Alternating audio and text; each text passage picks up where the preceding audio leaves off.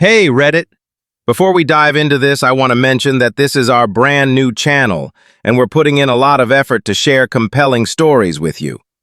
Please hit that subscribe button to help us reach 1,000 subscribers soon. Now let's get into the story. When I received the call that my son had collapsed during his gym class and was being rushed to the hospital, my entire world came to a screeching halt. I left work in a frenzy, speeding toward the hospital with my heart racing so fast I could barely hear the doctor's voice over the phone. My 8-year-old son, Ethan, had suffered a seizure out of the blue. No prior medical issues, no signs, nothing. He just collapsed, shaking uncontrollably in front of his classmates. When I reached the emergency room and saw him lying there, connected to machines and IVs, my heart broke into countless fragments. He looked so tiny in that hospital bed, and I felt utterly powerless and terrified. I sent a quick text to my close family, my parents and my sister Laura, saying simply, "Ethan's in the ER. He collapsed at school. I'm at the hospital."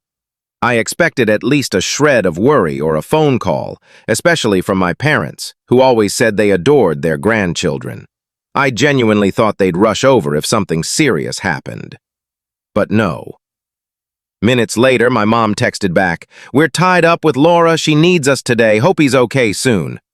I stared at the message, unable to believe what I was reading. Tied up with Laura? My adult sister who lives nearby and works part-time at a small shop? What could possibly matter more than a child in the hospital? Laura wasn't in danger or facing a crisis. Knowing her, she was probably asking for help rearranging furniture or picking out decor.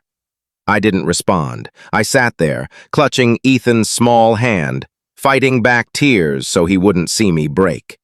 He was pale, drifting in and out of consciousness as the doctors kept watch. It felt like my entire life was crumbling, and the people I thought would support me were nowhere to be found. Hours later, another message came from my mom. I hoped maybe she'd had a change of heart, that she was on her way. Instead, it was a photo of Laura's newly decorated apartment with a caption, "Looks amazing, right? We spent all day helping her fix it up. She's been so overwhelmed lately, poor thing." I lost it. I didn't even reply because if I had, it would have been explosive. I showed the text to my wife, and even she, who's usually the calm one, was livid. But the real breaking point came the next day. Ethan was stable, but had to stay in the hospital for further tests. The doctors suspected a neurological condition, and we were scared out of our minds. I called my mom to update her. She picked up with a bright, "Hey, honey," as if nothing was wrong. I explained that Ethan was undergoing MRIs and blood tests, and we were terrified. Her response? "Kids bounce back fast. You know how theatrical he can be." She laughed. She actually laughed at the idea of my frightened little boy faking a seizure. I was speechless. I hung up immediately, my hands trembling with rage. Now here's something I haven't mentioned yet. For the past 7 years, I've been covering my parents' expenses. Not because they're destitute, they just never planned well financially. When my dad's company failed, I stepped up. I paid their mortgage, cleared their car loan, and even helped settle their credit card debt. I did it quietly, without asking for anything in return, just trying to be a dutiful son. But that day, something inside me broke. That night, I went home and accessed every account tied to my name. Their mortgage? I canceled the automatic payments and notified the bank I was done covering it. Their car loan? I stopped the transfers. Every credit card I'd co-signed for, I removed my responsibility and cut off access. I didn't tell them. I just did it. 3 days later, my mom called in a panic.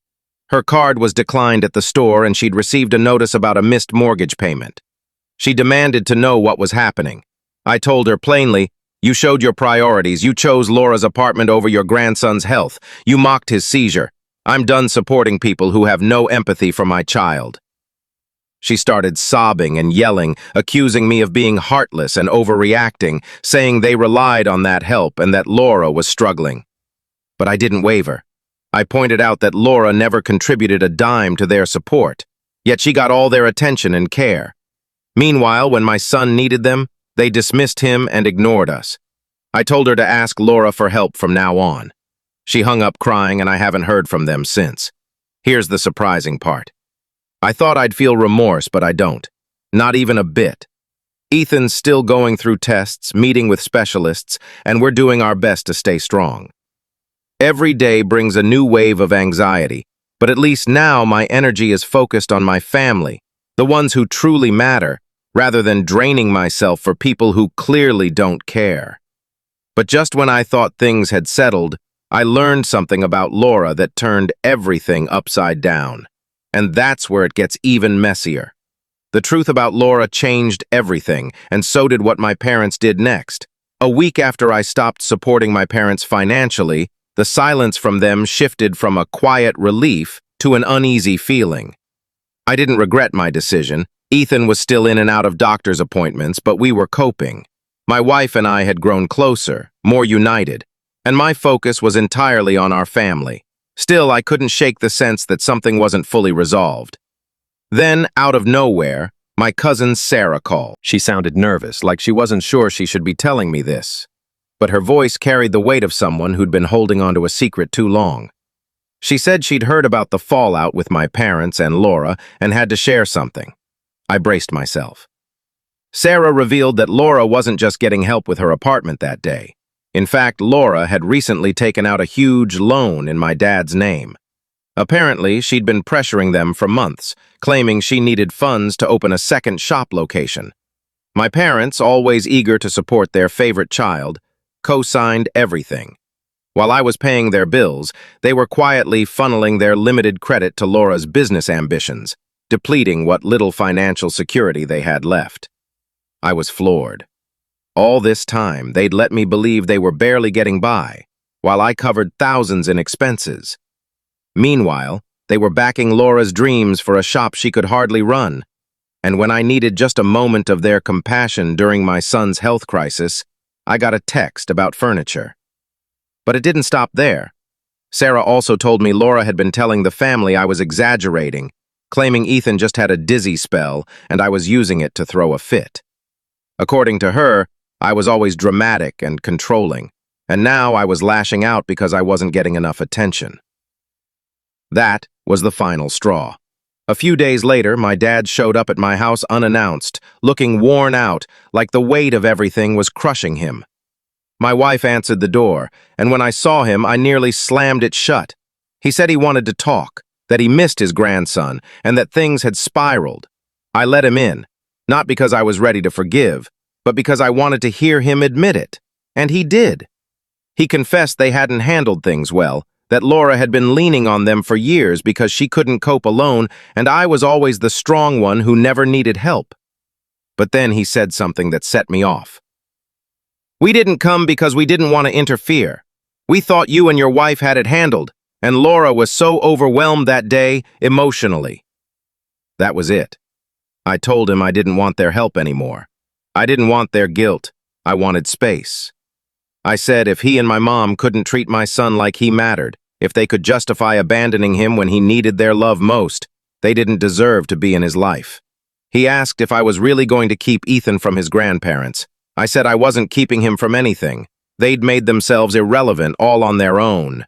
He left, looking like he'd aged a decade in minutes. Since then, they've made a few half-hearted attempts. A late birthday card for Ethan with a gift card inside, a voicemail from my mom saying she hopes he's doing better.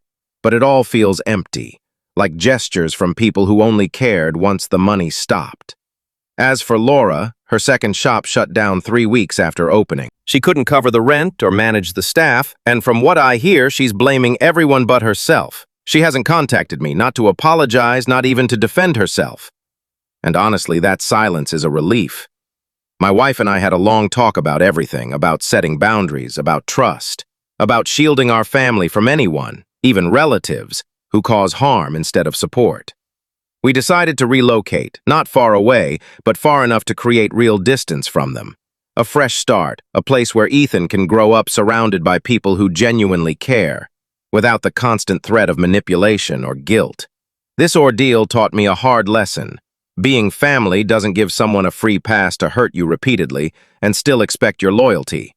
Sometimes protecting your child means walking away from the people you once saw as your foundation. And once you see someone's true colors, no amount of apologies or guilt can erase that truth. So, I chose my son, and I have no regrets.